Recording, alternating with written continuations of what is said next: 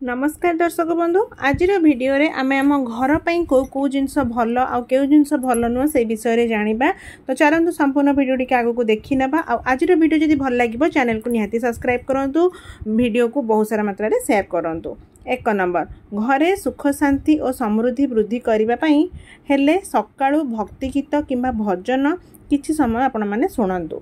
2 number घरे झाड़ू को केबे ठिया करिकी रखंतु नाही एवं झाड़ू रे केबे गोड़ मारंतु नाही, एहा द्वारा अशांति सृष्टि होई थाए।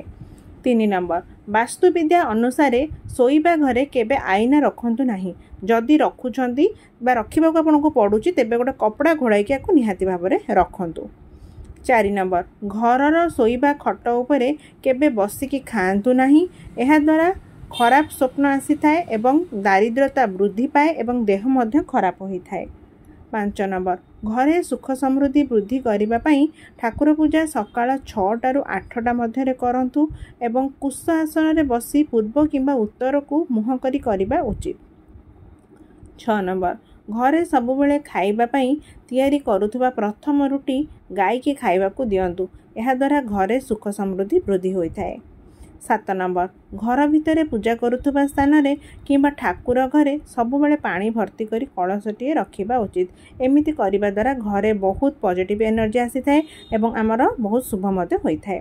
8 नंबर घरे सब बेले सुख शांतिर वातावरण रहिबा पई हेले मुख्य द्वार रे डाहाण पाखरे स्वस्तिक चिन्हटी आंकिबा उचित, एहा द्वारा बहुत शुभ प्रभाव घर उपरे पड़ी थाए। 9 नंबर घरे जदि औषध रखुथांती तेबे उत्तर पूर्व कोण रे रखिबा उचित, एहा द्वारा औषधर प्रभाव भल रही थाए एवं औषध बहुत भल काम मध्य करे। वास्तु अनुसार एहा बहुत भल बोली मना जाय थाए। 10 नंबर घरर दक्षिण पूर्व कोण को सब बेले कमला रंग किंबा गोलापी रंग करिबा उचित, एहा द्वारा व्यर्थ खर्च कम होई थाए।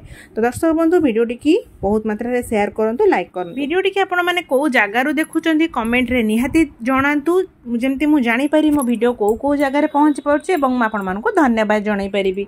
तो निहाती चैनल को सब्सक्राइब लाइक शेयर करिया को जमार भूलंतुनी। रहिली नमस्कार, जय जगन्नाथ।